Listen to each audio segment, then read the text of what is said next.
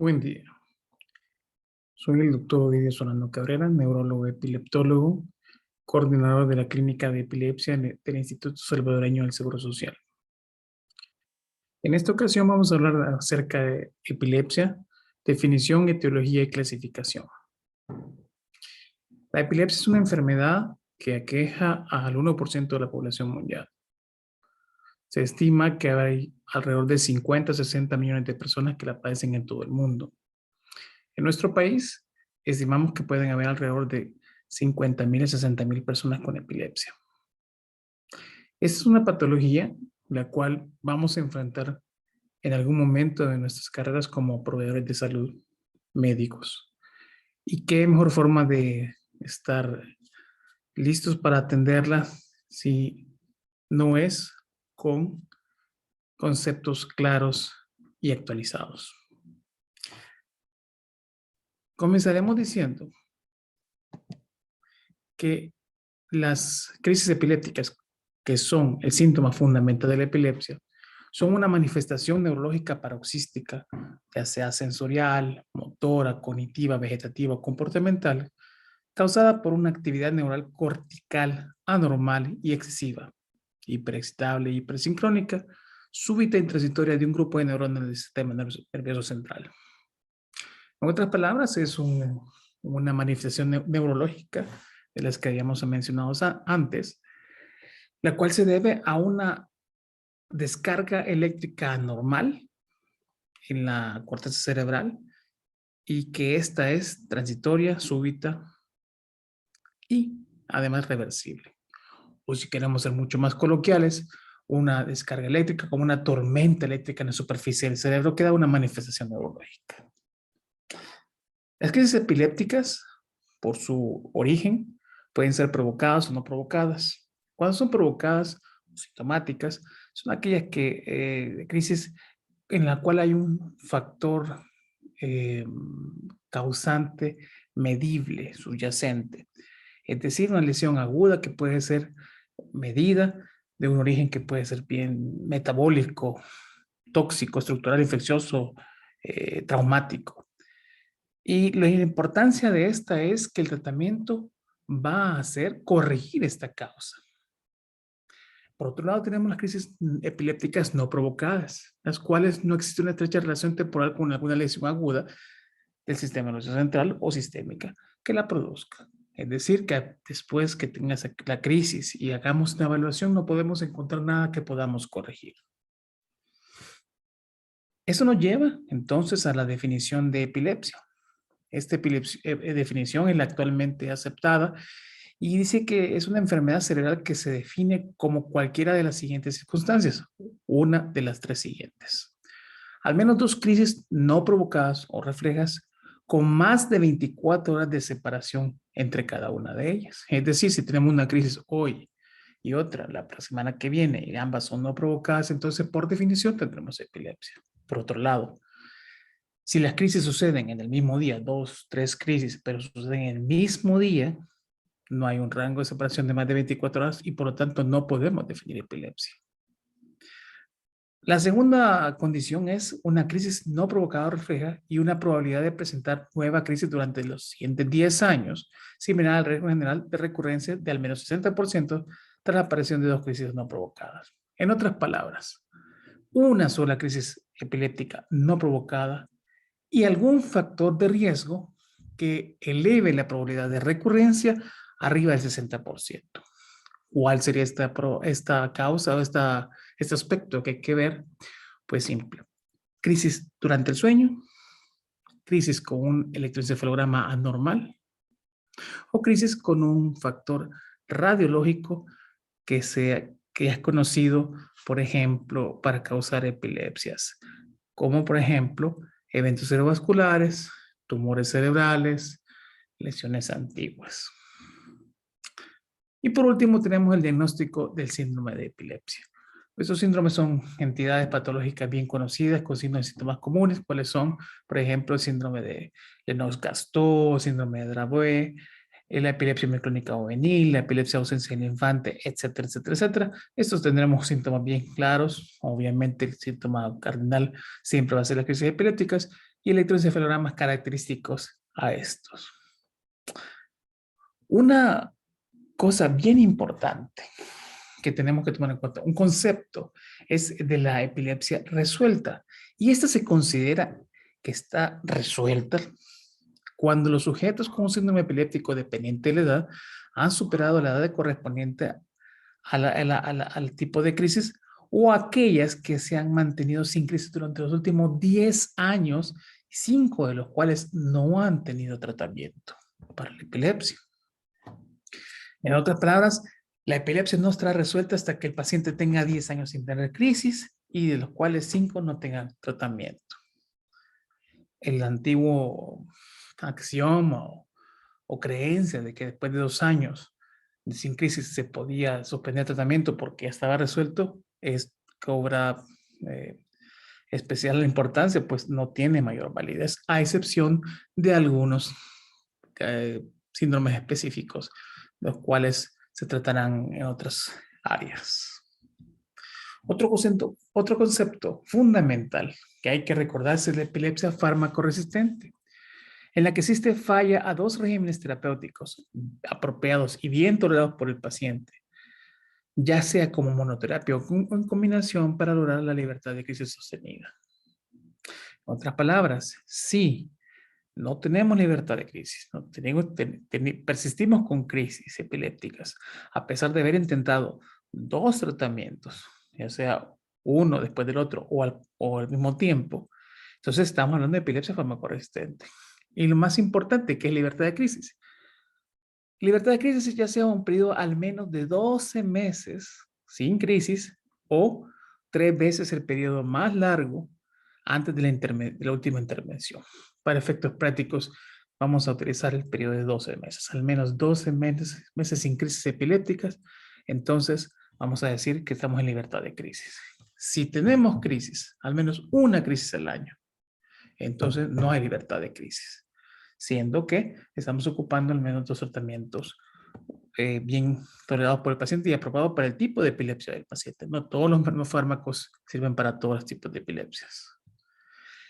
Por lo anterior, es sumamente importante consignar en los expedientes clínicos la fecha de la última crisis, FUC. Así podemos llevar un control no solo de la frecuencia de las crisis por mes o por semana, sino también de cuál fue la última crisis que sucedió al paciente y podemos catalogar fácilmente si es fármaco resistente o no. Desde el 2017, la Liga Internacional contra la Epilepsia ha tenido a bien utilizar la más reciente versión de la clasificación de las crisis, siendo esta clasificación bastante práctica porque es muy descriptiva. Esto se basó en múltiples estudios de video electroencefalograma, en la cual podía verse en tiempo real las crisis y compararlas con sus manifestaciones electroencefalográficas. Siendo así que podemos catalogar 4 categorías las crisis: de inicio focal, de inicio generalizado, de inicio desconocido y sin clasificar. En los adultos, el tipo de crisis más frecuente es el inicio focal. 70% de todas las crisis van a ser de origen focal y solo un 25 al 30 van a ser de origen generalizado. Hay un pequeño porcentaje que serán desconocidos y hablaremos de la clasificación sin clasificar. Cuando hablamos de inicio focal, el síntoma fundamental o el aspecto fundamental que hay que siempre preguntar, indagar, es si hay o no alteración de la conciencia. Pues eso nos permitirá tener más o menos conocimiento de la semiología de las crisis.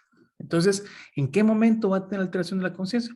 En cualquier momento de la crisis. Inicio, mitad o final de la crisis. Habiendo preguntado eso, podemos definir si los síntomas son motores o no motores. El síntoma de motor, no motor, fundamental es el arresto del comportamiento, siendo que si a pesar de que tenga otros síntomas motores, tiene arresto del comportamiento, entonces tendremos una epilepsia focal con o sin alteración de la conciencia y arresto del comportamiento. Obviamente, síntomas no motores. Esto puede evolucionar a tener síntomas no motores que evolucionan a síntomas motores y o al revés, síntomas motores que evolucionan a síntomas no motores, si hay arresto del comportamiento. Pero para no confundirnos, si tenemos un paciente con crisis focales, con alteración de la conciencia, y el síntoma predominante es arresto del comportamiento, este será el que prive y por lo tanto tendremos que poner de inicio no motor. Aquí tenemos una serie de síntomas que iremos desglosando más adelante, de los motores automatismos, atónico, clónico, espasmos, hipercinético, etcétera, etcétera, que vamos a definir después. Los de inicio generalizado son aquellos que están alterando a ambos hemisferios cerebrales al mismo tiempo. En cambio, los focales son que solo afectan un hemisferio cerebral a la vez. Y de ese hemisferio cerebral partirán de un foco que estará pues, en un lóbulo temporal en particular. Pero el caso del inicio generalizado es todo el cerebro al mismo tiempo que está afectado. Aquí damos por descontado que todos tienen alteración de la conciencia, por lo tanto no preguntaremos. Y los síntomas serán motores o no motores. Entre los motores tenemos clónico, tónico, mioclónico, atónico, etc. Si se dan cuenta, hasta el momento no hemos hablado de la palabra convulsión, puesto que la Liga Internacional contra la Epilepsia recomienda que el término convulsión sea exclusivamente ocupado para crisis tónico-clónicas generalizadas. Como nos damos cuenta, no son la mayoría, aunque me dirán, pero la mayoría llegan con esa historia de la emergencia. Y será porque probablemente la progresión de la descarga comienza focal y luego se propaga a todo el cerebro. Lo que antes llamamos generalización secundaria, podemos ver abajo de la gráfica de focal a tónico-clónica. Es decir, que pasa de un lóbulo cerebral a un hemisferio y posteriormente a los dos hemisferios cerebrales. O sea, como decíamos antes, una generalización secundaria. Los síntomas no motores de las crisis generalizadas son las ausencias. Y ojo, el paciente que llega diciendo que tiene ausencias, si es adulto, lo más probable es que no tenga ausencias, sino crisis focales con alteración de la conciencia. Las ausencias son crisis epilépticas bien características que generalmente se dan en los niños. No es que no se puedan dar en adultos, pero es más frecuente en los niños y pertenecen al síndrome de ausencia del infante o del adolescente. Estas son súbitas interrupciones de la conciencia con algunos otros síntomas. Ya veremos unos ejemplos más adelante. Cuando no tenemos suficiente información y sabemos que ha tenido crisis el paciente, pero no sabemos el origen, no podemos indagar, el paciente no nos da la información y el testigo no está claro o seguro de lo que se sucedió, entonces decimos que de inicio desconocido. ¿Qué puede ser motor o no motor? Motor si tiene crisis tónico-clónica o espasmos epilépticos, y no motor si tiene arresto del comportamiento.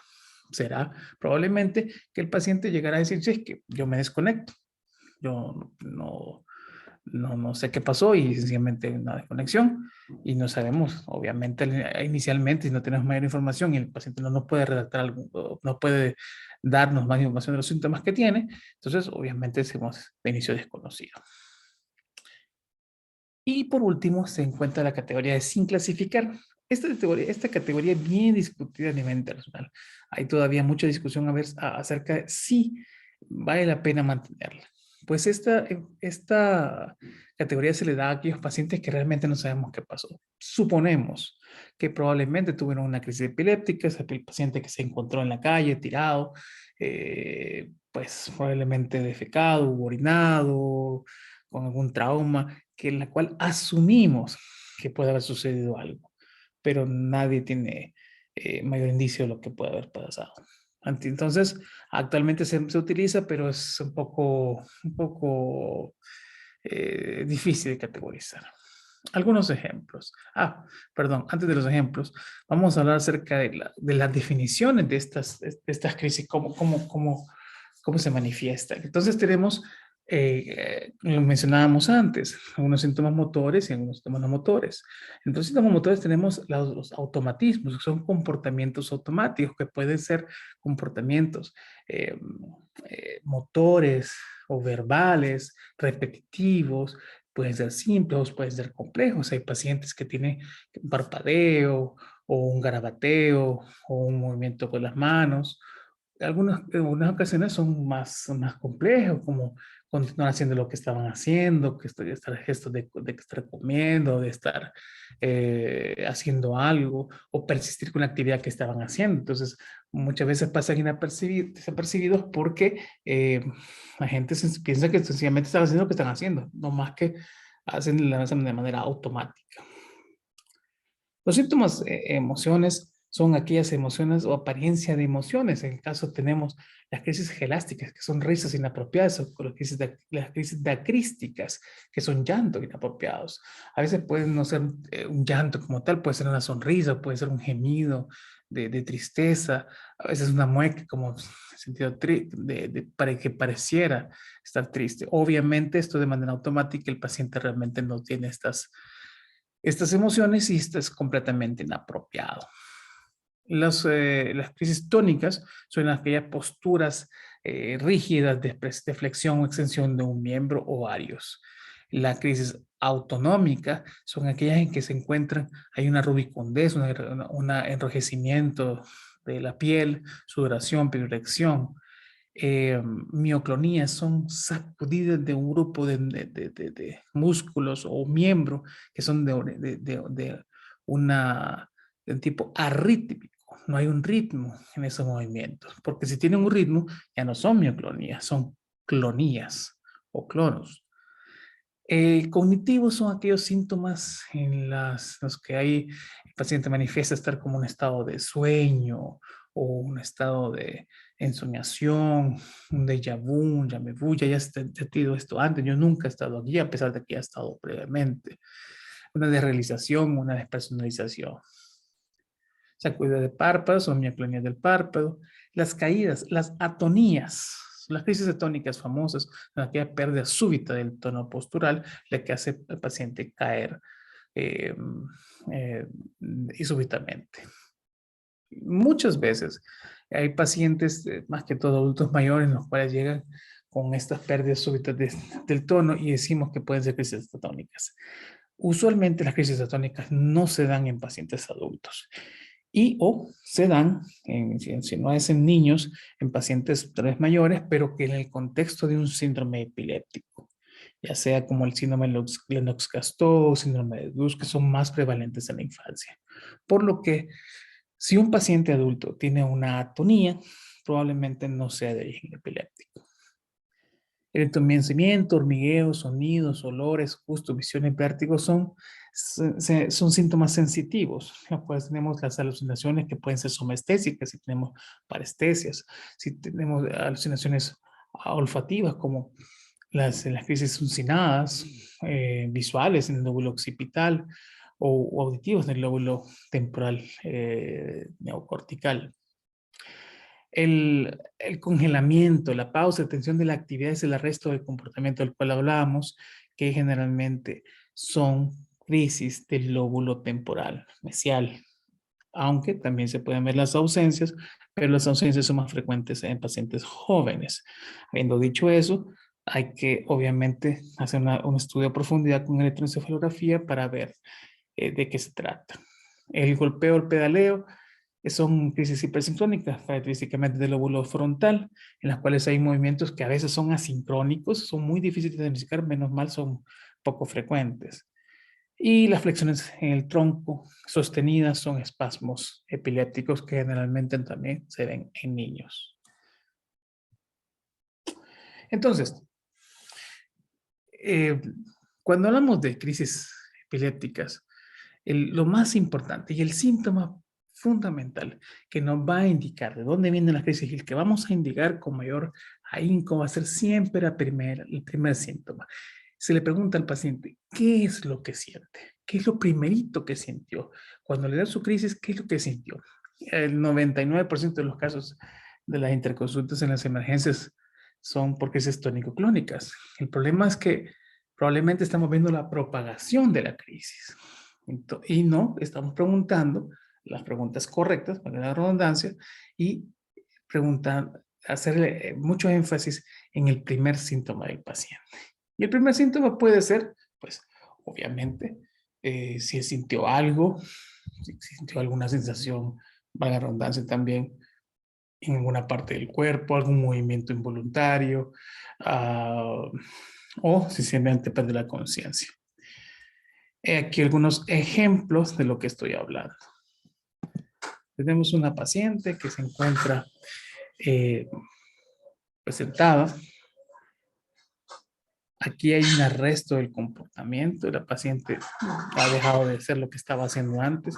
Y vemos como vemos esa actitud que tiene ella, una mirada como de búsqueda. Y vemos que el miembro superior derecho se mueve menos que el izquierdo. Aunque ella, cualquier persona que pase si de manera tangencial la puede ver y no sospecharía que está sucediendo nada. Pero la paciente está teniendo una crisis en este momento focal con alteración de la conciencia y por esos síntomas no motores de arresto del comportamiento, que también evolucionan a síntomas motores de automatismos. Podemos ver un movimiento muy sutil de la boca, también con automatismos alimentarios, y por la postura distónica del miembro superior derecho, se puede presumir que el foco epileptógeno se encuentra en el lóbulo temporal mesial del lado izquierdo.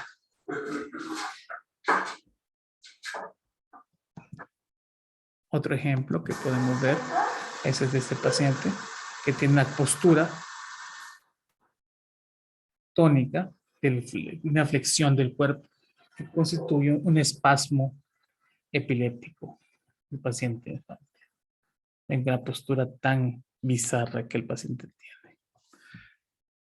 Las alteraciones de la conciencia, lo que decíamos antes, las crisis focales y las crisis generalizadas pueden tener alteración de la conciencia. Es más, todas las crisis generalizadas tienen alteración de la conciencia, a excepción de las crisis mioclónicas aisladas. Pero generalmente hay alteración de la conciencia. Nuevamente, las focales generalizadas pueden tener alteración de la conciencia y arresto del comportamiento. Entonces, decíamos, la mayoría de adultos que tienen esta sintomatología probablemente tienen crisis focales con alteración de conciencia, y los niños que tienen una arresto del comportamiento y crisis no motoras tendrán ausencias. Algunos ejemplos. Tenemos esta paciente que tiene un súbito arresto del comportamiento. Vean la mirada que tiene. Pareciera que percibe algún contacto y un gesto como que se estuviera sonriendo. Ven las manos, en la cual la mano izquierda se empieza a mover, la mano derecha se mantiene inmóvil y está como una mirada de búsqueda. Hasta el momento estaba almorzando y estaba comiendo. Ven esos movimientos, parecía que está masticando, pero lo que se está haciendo son automatismos oroalimentarios, características de la epilepsia del lóbulo temporal mesial. Vemos como la paciente empieza a jugar con la comida y así está. Paciente cualquiera diría, hasta está comiendo y se distrajo sencillamente, pero tiene una epilepsia del lóbulo temporal del lado izquierdo también. Por otro lado, tenemos este ejemplo muy característico, un niño que está hablando y de repente hay un arresto del comportamiento, de lo que está haciendo, y se queda en una mirada fija. Vemos cómo cambia el electroencefalograma. Parece que habla algo aunque no tiene sentido y de la nada ya acabó. Eso es una crisis generalizada de ausencia típica. Característicamente sucede en los niños de los 4 años adelante, en las cuales esto puede sucede muy rápido, súbitamente, y así como inicia, así termina también. De la nada hay un resto del comportamiento, pueden tener algunos movimientos como parpadeos o algún movimiento como garabateo con las manos. Eh, eh, pues son instantáneos, duran no más de 20 segundos y pueden suceder muchas veces en el día, hasta decenas de veces en el día. Generalmente, ¿qué es el diagnóstico? Es el profesor de la escuela o los compañeros que le dicen que el niño no avanza porque está muy distraído. Otros síntomas motores que podemos tener son las mioclonías, que decíamos que son sacudidas del grupo de musculares de manera arrítmica. Aquí un ejemplo.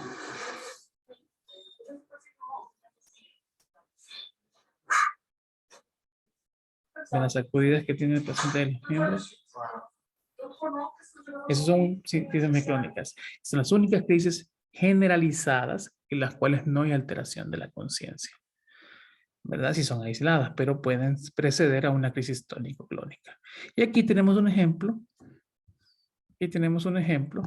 de unas crisis clónicas de miembro superior derecho, bastante sutiles. Esto debido a una tumoración del lóbulo frontal del lado izquierdo. Solo esa. Vemos como el movimiento es rítmico, bastante frecuente. Y el paciente puede pasar por muchos minutos así. Entonces, las reglas para clasificar.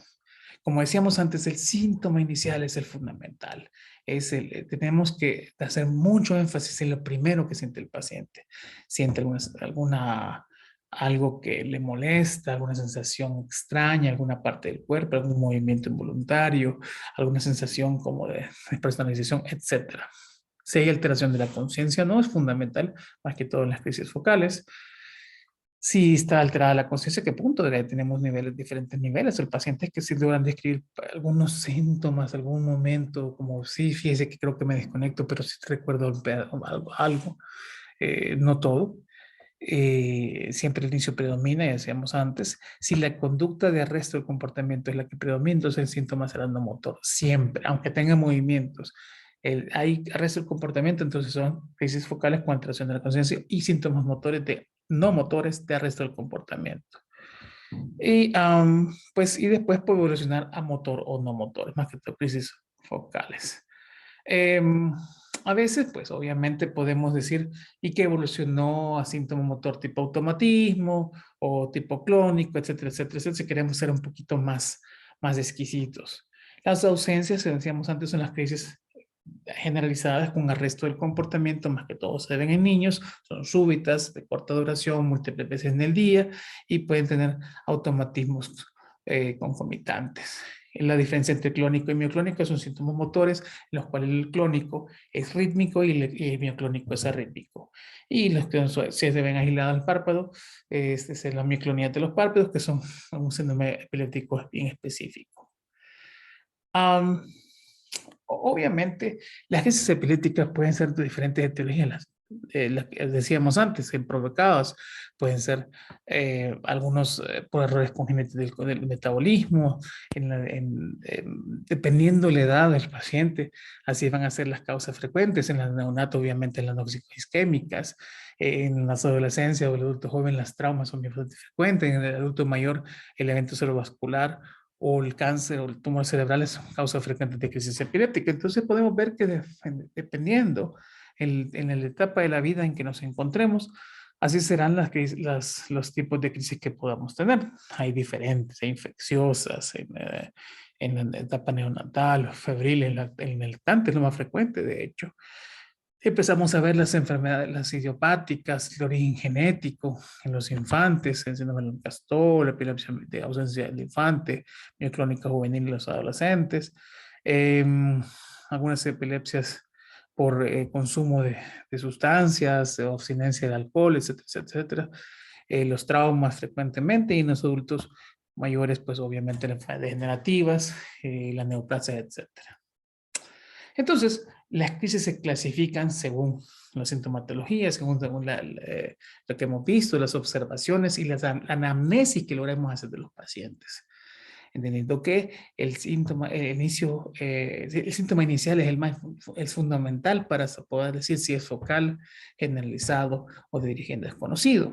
Si entendemos eso, entonces podemos clasificar al tipo de epilepsia, ya cuando si cumple el criterio de epilepsia, si son focales generalizadas, focales generalizadas de origen desconocido, o si constituye un síndrome epiléptico.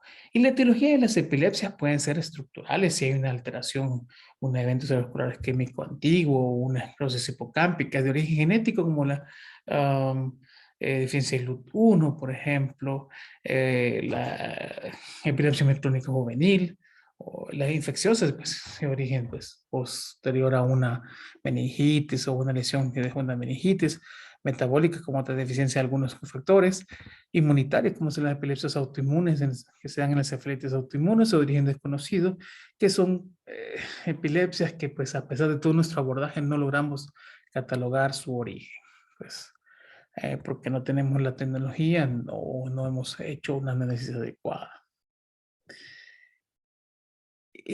Cuando tratamos las crisis epilépticas, es frecuente que hayan diagnósticos que puedan inmiscuirse y pueda fácilmente confundir al, al, al historiador, al examinador, al clínico, a la hora de hacer la anamnesis. Y algunas entidades pues se prestan a ser un poco complejas y pueden hacernos dudar sobre el origen de las crisis. Entonces, hay algunas que vale la pena mencionar como el abordaje inicial para saber si lo que estamos tratando es una crisis epiléptica o no. Entre los diferenciales conocidos tenemos la crisis psicoanopiléptica, el síncope, la enfermedad cerebral, específicamente el ataque isquémico transitorio, la migraña con aura, los trastornos del sueño, amnesia global transitorio, algunas alteraciones como hipoglicemia,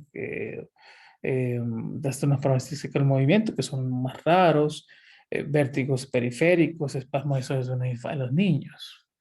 Algunas de las entidades más frecuentes son el ataque isquémico transitorio, en la cual hay una pues, oclusión del flujo sanguíneo cerebral en un sector localizado del cerebro, la cual obviamente va a dar una manifestación dependiendo de la zona afectada. Esto obviamente dura 5 o 30 minutos usualmente, es reversible completamente si es un ataque isquémico transitorio. La duración, pues obviamente ya la acabamos de decir, y el paciente generalmente es un paciente adulto mayor, pues, o la mayoría de pacientes con factores de riesgo cerebrovasculares como son el tabaquismo, la hipertensión, la diabetes, la dislipidemia. Entonces, estos pacientes ya tendrán, o incluso arritmias cardíacas. Estos pacientes pues vendrán a la clínica diciendo que tendrán un miembro que no ha funcionado, que no les ha, que se ha paralizado, que no hablaron por un pequeño eh, tiempo. Rara vez van a tener alteración de la conciencia, pero puede tenerla. Y mención especial para una entidad que se llama amnesia global transitoria, que es pues, se supone que tiene algún de origen vascular o en su fisiopatología hay alteraciones vasculares, más que todo del retorno venoso, en las cuales el paciente se muestra de manera eh, confusa, bizarra, confundido, un poco ansioso, pero que él no recuerda nada de lo que está sucediendo. Es como estar actuando, pero sin estar um, eh, grabando nada de lo que está sucediendo, recopilando nada en su memoria. Entonces el paciente, generalmente no dura más de 24 horas, se muestra, como le digo, confuso, reiterativo, preguntando lo mismo varias veces, y al día siguiente, después de dormir usualmente, el paciente pues se despierta como si nada, pensando que pasó el día anterior, que no recuerda nada, y la familia está toda afligida porque no sabe qué fue lo que le pasó.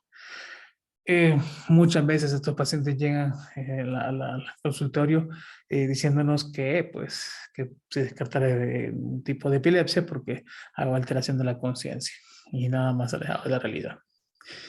Otra muy frecuentemente confundidos son las migrañas con aura, y de estas auras las más frecuentes son las visuales, aunque también son mestésicas.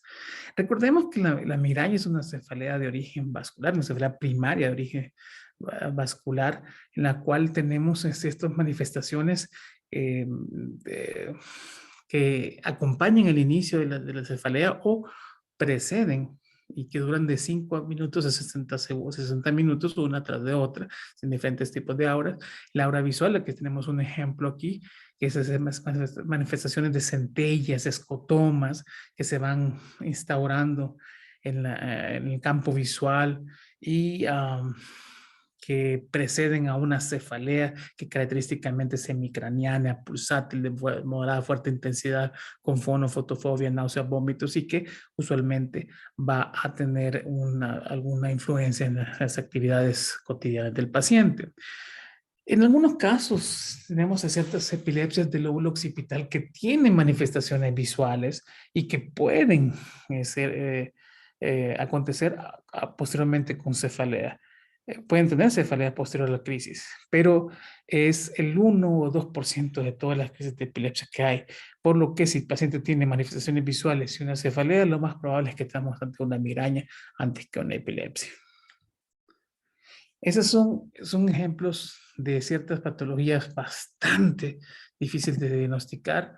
Ese es un paciente en particular que estuvo en más de una ocasión en cuidados intensivos por estatus epiléptico, o lo que creíamos que es estatus epiléptico, y vemos característicamente esa postura en opistótonos, vemos la fase pareciera de dolor o inconformidad o incomodidad del paciente. Vemos esos movimientos fluctuantes de un lado del cuerpo y después son del otro lado del cuerpo.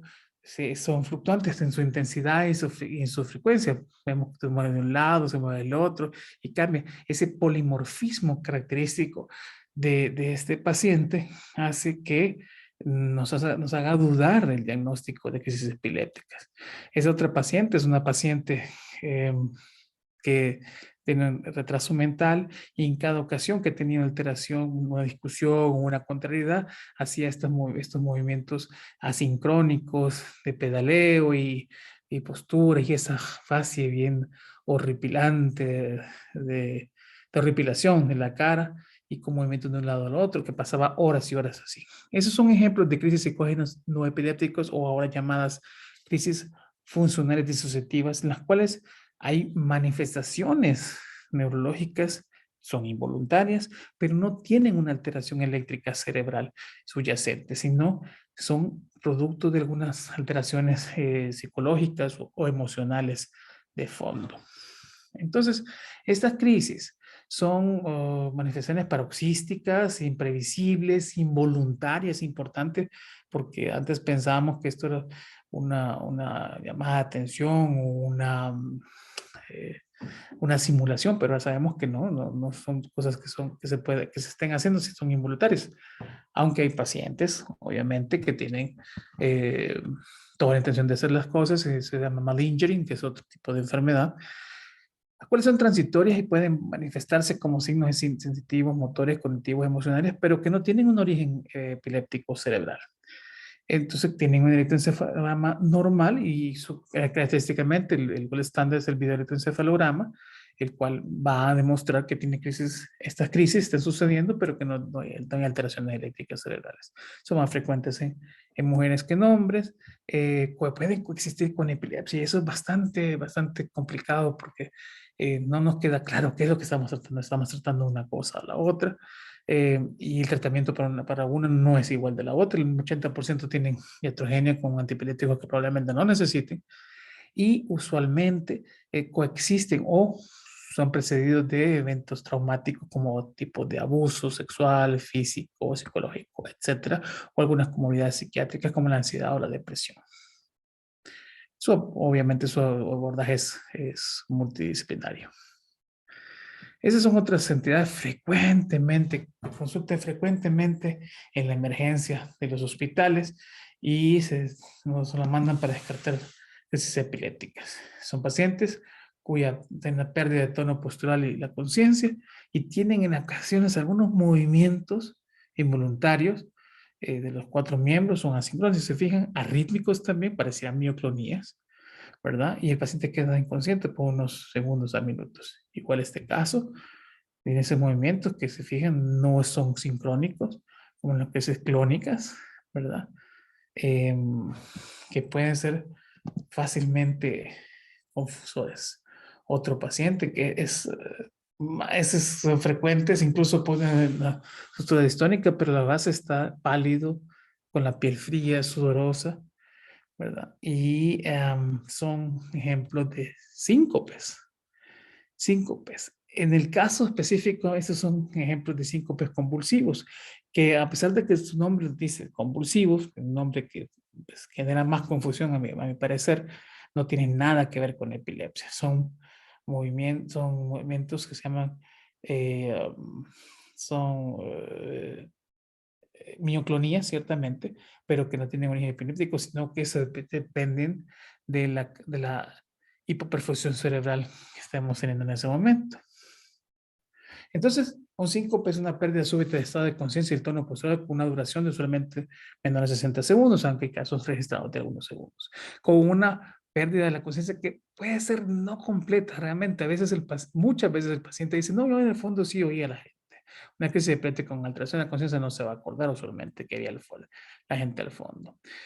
Ese síncope se caracteriza por un episodio transitorio de perfusión cerebral global, la cual no es focal como en el caso de la tía, esta es global y que sea suficientemente profunda como para perder la conciencia. 12% de los casos pueden tener episodios transitorios de movimientos anormales, como mioclonías, presión cefálica, algunas posturas que pues llaman síncope convulsivo. 23% de los pacientes mayores de 70 años van a experimentar un episodio de síncope en algún momento de su vida y tenemos una herramienta muy útil con una especialidad muy alta, que es el score de Sheldon. El score de Sheldon es una pequeña herramienta clínica que dura, se pasa en cuestión de menos de 5 minutos, en la cual podemos dilucidar con mucha seguridad si se trata de crisis epilépticas o síncopes. Es una herramienta en la cual se hace una serie de preguntas. Si el paciente tiene un total de mayor de 1, la probabilidad es alta de que sea crisis epiléptica. Si la puntuación es menor de 1, la probabilidad es muy alta de que sea síncope. Fácil y con mucha sensibilidad. Este es un ejemplo de un paciente que tiene una crisis con una pérdida del tono postural y que pues es un niño, como hablamos antes, un síndrome epiléptico, un síndrome del no cascasto, y es así, una crisis atónica, que es muy diferente a lo que es un síncope. Hay otras alteraciones, un trastorno del sueño que pueden simular crisis epilépticas. Esta es una paciente con una apnea del sueño, con una CPAP, la cual tenía estos movimientos de los miembros todas las noches y tenía 4 antiepilépticos. Esta paciente obviamente no mejoraba y tenía esos movimientos repetitivos, reiterativos, parecían clonías del cuerpo del lado derecho y no mejoraba nada. Este es un artículo que logramos publicar de este caso hace unos años y en la cual tenía un síndrome de movimientos periódicos de los miembros, en la cual se retiraron los antiepilépticos, se puso pramipexol, un medicamento del metabolismo de la dopamina, en el cual mejoró mucho el estado de la paciente. Pero tenemos otros ejemplos de pacientes cuyas manifestaciones son durante el sueño y ojo que son bastante características.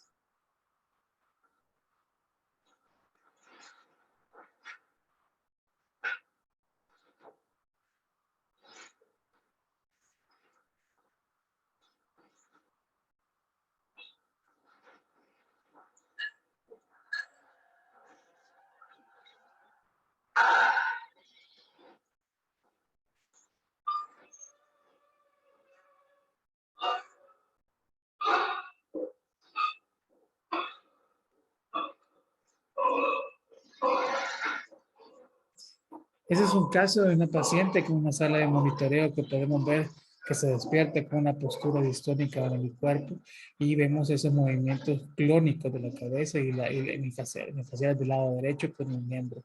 Esa es una epilepsia bastante eh, característica que sucede únicamente durante el sueño. Yo siempre hago la broma que se sentirá despertarse la parte de esta paciente cuando tenga una crisis como esta.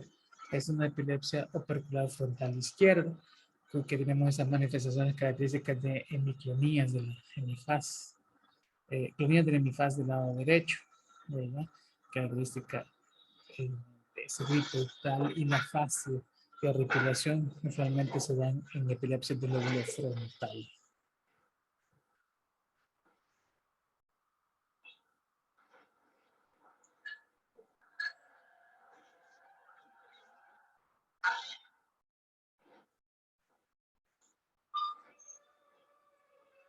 Vamos a ver ya desde la fase de la paciente, los movimientos hemiclónicos, clónicos de mi cara derecha, bastante característicos de este tipo de epilepsia. Bueno, pues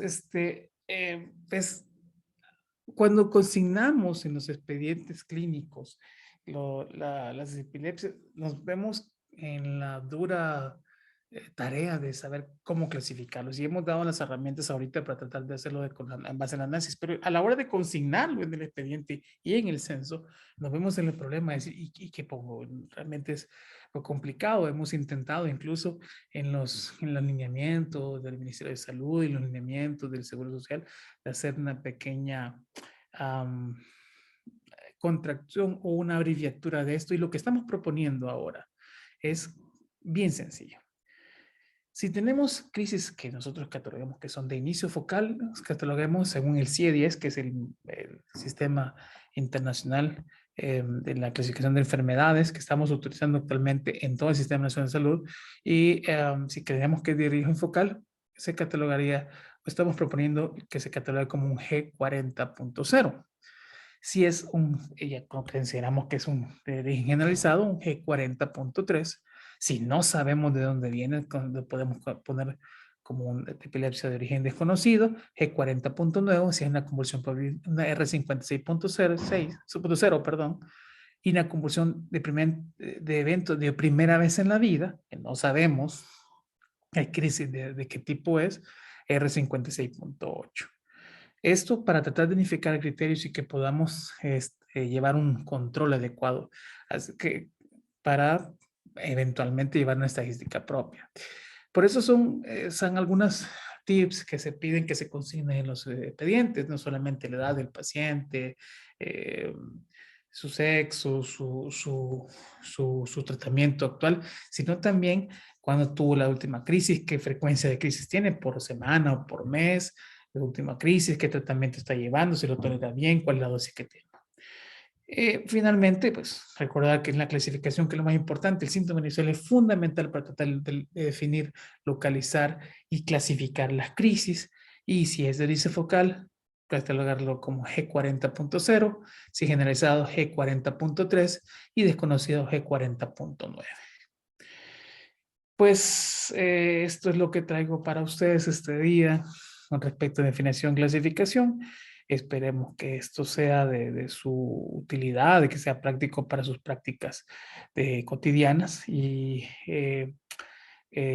podamos ayudar a salir de algunas dudas y unificar criterios. Este es el equipo de trabajo del Sistema Nacional de Salud en Epilepsia, son los referentes en epilepsia, el equipo de la Clínica de Epilepsia del Seguro Social y de enfermedades crónicas no transmisibles del Ministerio de Salud, que estamos trabajando para tratar de mejorar el abordaje del diagnóstico y tratamiento de la epilepsia en el país. Gracias.